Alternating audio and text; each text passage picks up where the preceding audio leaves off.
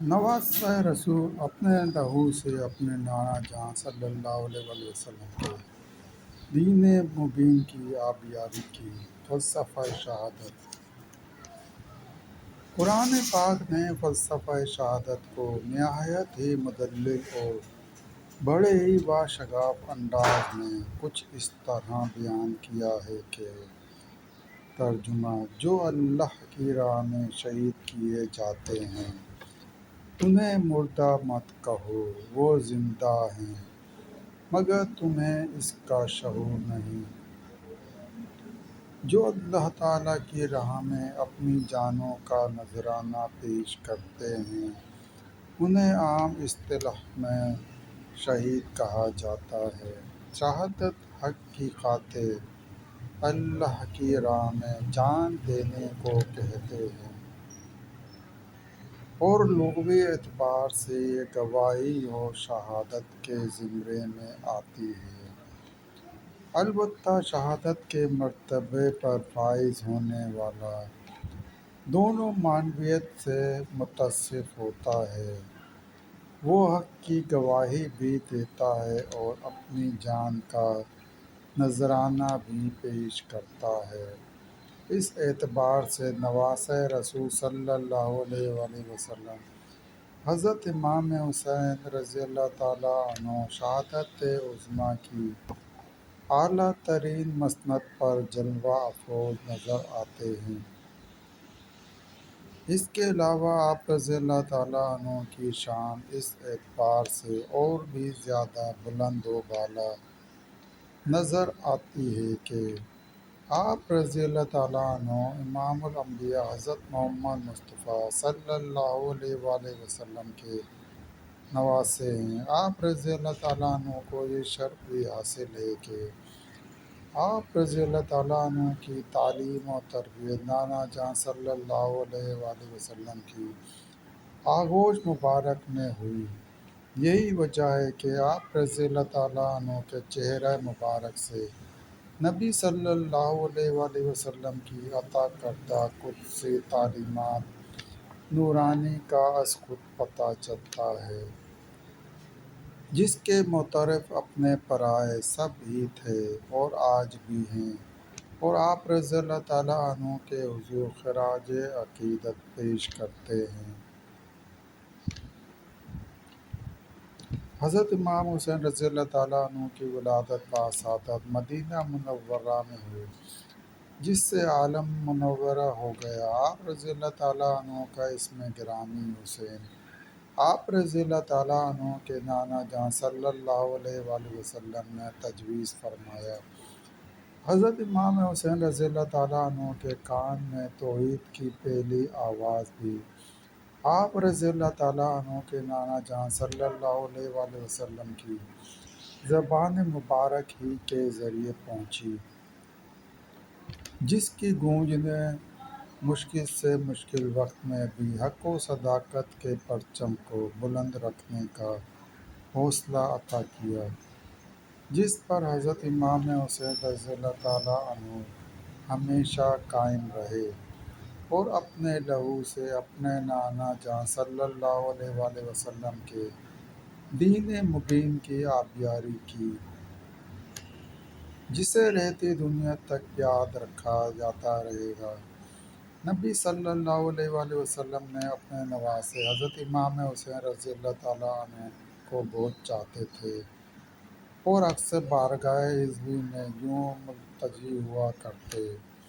اے پروردگار! میں حسین رضی اللہ تعالیٰ عنہ کو محبوب رکھتا ہوں،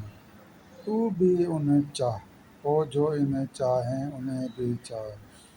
آپ صلی اللہ علیہ وآلہ وسلم نے یہ بھی فرمایا کہ حسین مجھ سے ہیں اور میں حسین سے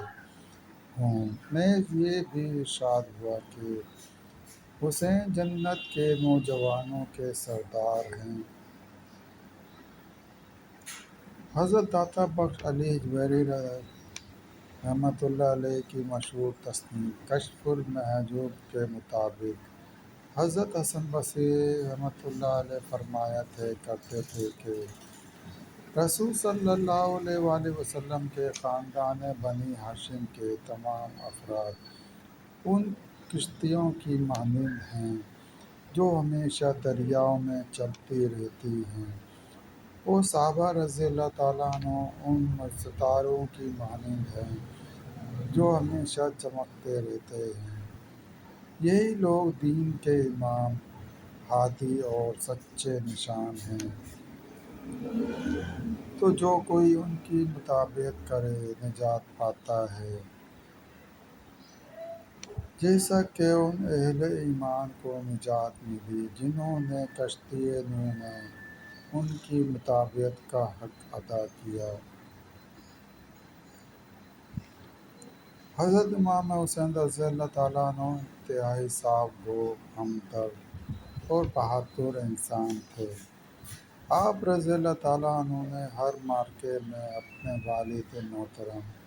شیر خدا حضرت علی رضی اللہ تعالیٰ عنہ کا ساتھ دیا اور ہر موقع پر شجاعت و بہادری کے بے مثال جوہر دکھائے اور کسی طور بھی حق کو مغلوب ہونے نہ دیا۔ اسی طرح جب مسلم معاشرہ دین محمدی صلی اللہ علیہ وآلہ وسلم سے ہٹ کر خلاف اسلام امور کی ترویج کی سمت گامزن ہونے لگا تو اس وقت بھی حضرت فاطمہ الزہرا رضی اللہ تعالیٰ عنہا کے نور عین و حیدر کرار، حضرت علی رضی اللہ تعالیٰ عنہ کے لخت جگر، حضرت امام حسین رضی اللہ تعالیٰ عنہ نے یزید اور اس کے ساتھیوں کو للکارا کہ وہ اپنی مذموم حرکات سے باز آ جائیں اور خلافت کے منصب پر کسی صحابی صلی اللہ علیہ وآلہ وسلم کو فائز کریں،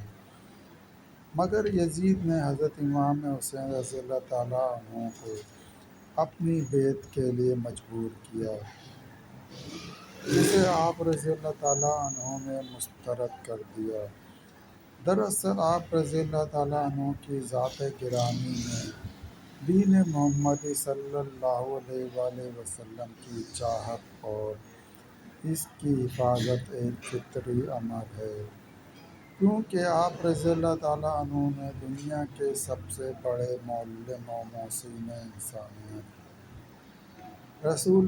عربی صلی اللہ علیہ وآلہ وسلم کی گود میں آنکھ کھولی اور انہی کے اخلاق کریمانہ اور سیرت پاک کو اپنے دل میں سموئے رکھا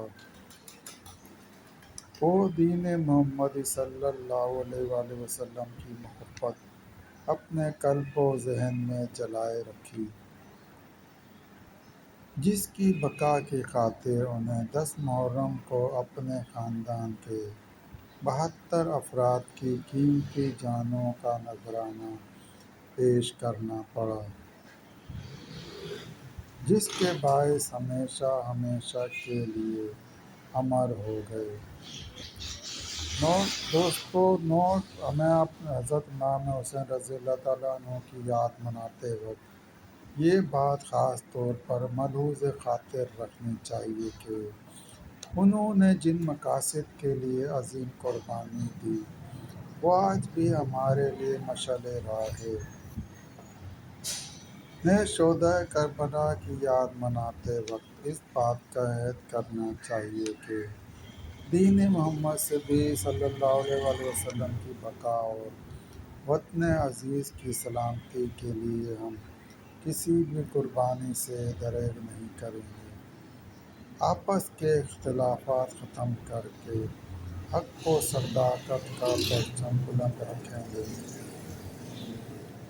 اور نواسۂ رسول صلی اللہ علیہ وآلہ وسلم کی شہادت عظمیٰ کی پیروی کریں گے، جن کے متعلق حضرت خواجہ معین الدین چشتی رحمۃ اللہ علیہ نے فرمایا: شاہ است حسین، بادشاہ است حسین، دین است حسین، دین پناہ است حسین، سر داد نہ دادت دست در دست یزید، حقہ کے بنائے لا الہ ہست حسین رضی اللہ تعالیٰ عنہ۔ دوستو، واقعہ کربلا سے متعلق مزید واقعہ سننے کے چینل کو سبسکرائب کریں اور گھنٹی کے نشان کو لازمی پریس کریں۔ لائک کریں، شیئر کریں۔ دوستو، ویڈیو دیکھنے کا شکریہ۔